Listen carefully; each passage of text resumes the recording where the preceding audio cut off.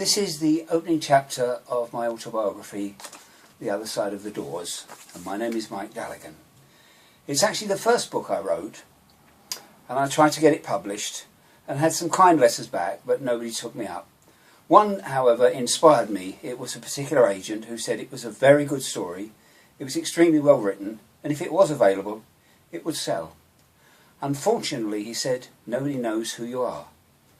Blow you, I thought. I'll write a book, another book, and then you'll know who I am, and then perhaps I can get this other one published. And so that's what I did. I now have 2 books and a third just about to be published. So this is the first chapter of The Other Side of the Doors. It's called Michael's Story. Years later, he always remembered it, his first real memory. He was 5 and holding a woman's hand outside the Colleen Bourne on the corner of St James Road and Southwark Park Road. She was talking to another woman he didn't know. In his mind he can only see their torsos, the lower part of their arms and their hands, as if they're in a picture frame with most of their bodies outside it. He then held this strange woman's hand and walked off with her around the corner while the woman he knew went off in another direction. It was a matter of days after his mum's death and his other life had begun. Even now he's no feelings about what took place on that day. It just happened. Yet many years later, when he met his mum's sister again, she told him that she'd walked away to the sound of him crying after her. Lots of it from then onwards comes in snippets, but then maybe that's the way it is with all children. Just how far back are you supposed to be able to remember? He could recollect being in bed in a strange bedroom larger than his old one, a pair of brown kid gloves he'd been given that he wouldn't take off, and a 3-wheeler bike being carried in at Christmas. He can remember Uncle Bob coming to pick him up and take him home on Sundays. Bob always carried him on his shoulders in a flying angel. The railway arches and the old engine that Bob showed him always parked in the same place on the track way above their heads. He remembers someone he thinks was Bob pointing to the stars and telling him that his mum was now one of those. Many years later he was to meet someone else whose mother had also died when he too was a child, who'd been told the same thing. In his case it had been at Christmas, and he was, as an adult at that time of year, he would go out, look up at the night sky, and feel unbearably sad. It didn't take too long before Bob stopped coming around, and he's sure that he'd been told to stay away. He didn't see Bob or any of his mum's family again for many years. Most he never saw again. He learned to be amenable, but then maybe he was anyway. Only later did he learn about his misdirected anger. He now lived with his father's eldest sister, Aunt Ada, and her husband. Uncle Bill was a slim man and very neat who worked in a local tannery. Every morning he cycled to work on a bike that had a small petrol engine fitted to a dynamo over the back wheel. They had 3 daughters, and the youngest, Thora, had just left home to join the WRAF. Having this new cuckoo in the nest when they were both nearly 50 must have been quite a shock. He later learnt about his aunt's role as the family's guardian angel. He also learnt of his father's legendary powers of persuasion and his position as spoilt youngest son. He was also told that a home for boys had been mentioned. Over 40 years later he discovered that his old home was in a 15-minute walk of his new one. It may as well have been on the moon. Ada and Bill lived on the bottom 2 floors of 275 Lindsay Road. This was reached via the airy down stone steps to the front door. The semi-basement consisted of front room, back room, kitchen and scullery, with a small yard and an outside toilet. Concrete steps led up to a small back garden, from which another set of steps led to the rest of the house. On the first floor proper were 2 bedrooms joined by a set of folding doors. The kitchen was the main room of the house, doubling up as a bathroom, complete with tin bath retrieved from under the stairs when needed. The room was small, with a large black range and a table against the window looking into the backyard. There was a sink in the corner, and next to it the scullery where the food was kept. The front room was for special occasions and hardly ever used. His grandfather lived in the back room on the ground floor, and he, Michael, was given the bedroom at the front of the house. It had been Thora's room, and she still used it when she came home on leave. This basement area was very gloomy, a situation made more so by the decor of browns and other dark colours, creating a suitably sombre effect. Even after all these years, he can still see this clearly. Sora later told him that she remembered their first Sunday tea together. They'd had shrimps and winkles, and he'd broken the heads and tails off the shrimps and thrown them under the table, although nobody mentioned it at the time. He can remember sitting on the crossbar of Uncle Bill's bike when they went to the allotments on the embankment at South Bermondsey Station, eating raw rhubarb and messing his pants as a result. Mind you, it probably wasn't a result. Seems he does this regularly now. Runner beans, rabbits being killed in the backyard, journey into space on the wireless, being good at spelling at school and getting a prize, a book called The Wreck of the Hesperus from a kindly teacher. Nearly 60 years later, he would be told by a cousin that even before she met him, she knew of his reputation as a wild child who would do, albeit quietly, just what he wanted to. The worst was being inspected for marks in his underpants.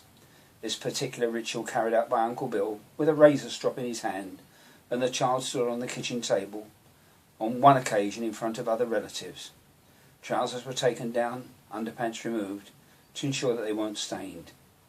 He can remember the approval and applause when they weren't. He can't remember what happened when they were, but he does remember the razor strop being flexed. It was 60 years later that he was told what happened next, and why 4 years after that he went to live with other relatives with a suddenness he never forgot. A beating evidently that was sufficiently severe that the neighbours threatened to call the police. He remembered very little about his first school, Rotherhithe New Road, when his mum was still alive, or the new one, Gallywall Road, both Victorian, brick, with separate entrances, boys or girls carved in stone above metal gates, high walls, an asphalt playground, outside toilets open to the sky, high windows too in the classrooms to ensure that there was no distraction from the major preoccupation, learning largely by rote and the repetition of facts. It was seen as a vehicle for advancement, something that sticks with him to this day. Outside school, the streets were the playground, as was Southwark Park. He was joined by his cousins Mike and Richard on the swings and swing boats, singing three old ladies locked in the lavatory at the top of their voices. The witch's hat also as it circled round its central pole. It must have been fun at the time, it isn't now. Even typing this today makes him shiver as it does when it comes to mind unbidden. Twisting erratically, out of control, it seems to represent something. No control and not being able to go back. Yet his old house and all his family were less than 5 minutes from the park gates. As it banged against the central pole with a clang, it also represents something far more frightening. A bell being tolled for a funeral in Nunhead Cemetery. A road traffic poster at the time can still send a shudder down the spine. It bore the slogan, "Keep Death Off the Road," and featured a young woman dressed in black and wearing a hat with a veil above a face that's drawn and pale, eyes looking sorrowfully upwards. Obviously in mourning, this figure still haunts and brings unpleasant memories, as does the sight of a hearse. Years later, when he went to the cemetery and finally identified his mother's grave, he remembers the feeling of peace that it gave him. He also remembers a feeling of discomfort when he looked up at the ruined chapel at the end of the avenue leading from the cemetery gate.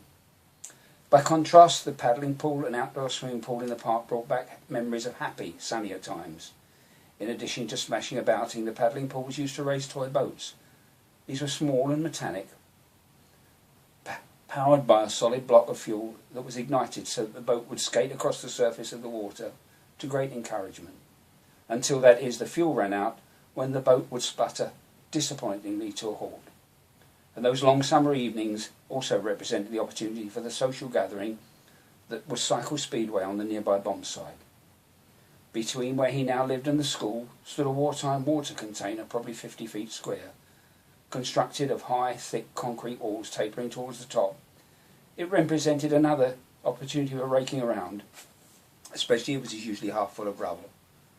The final landmark on his way to and from school was Mr. Piddock's shop on the corner, always a stopping off point for flying saucers, licorice root and other goodies. Later on, the Eagle comic with Dan Dare and the Mekong, Tommy Walls and Luck of the Legion. Pleasures really did seem so much simpler in those early post-war days. He can remember his dad coming home on leave some months after his mum died. He was wearing a captain's uniform, complete with Sam Brown belt and polished shoes.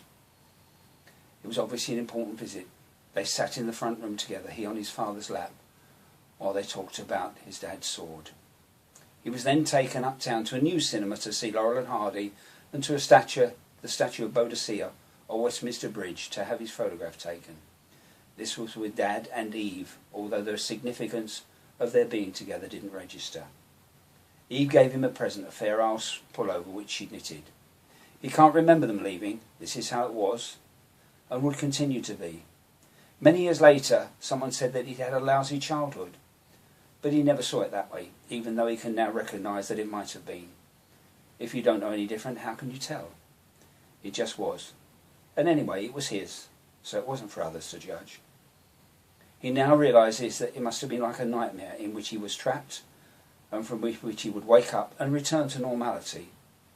It didn't take him long to realise that it wouldn't, and that this was it. This is how life was. He realised much later that this was when Mike was created, to look after little Michael. The child needed to be cared for, and Mike took on the task. He did it even when Michael was grown up and actually became Mike. The child lived quietly inside, except that he didn't. The adult may have been on duty, but the emotions were those of that 5-year-old child who never grew up. He just controlled Mike's emotional life. This life was comprised many similar journeys with their periodic and sudden departures to pastures new, before these two were reunited. Now, nearing what he hopes will be an extremely long final stretch, he's developed a growing sense of fulfilment and contentedness he's now that his younger self could never have imagined. It's been an eventful journey to which a Robert Frost poem, with its subtext of "if only," has always provided the drumbeat.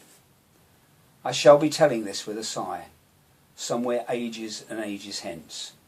2 roads diverged in a wood, and I took the one less travelled by. And that's made all the difference. Well, has it really? Who can tell? Whatever. This is Michael's story. Thank you. If you want to get hold of copies, both books, The Other Side of the Doors and The Real Big Society, are available on Amazon in paperback and Kindle. Thank you.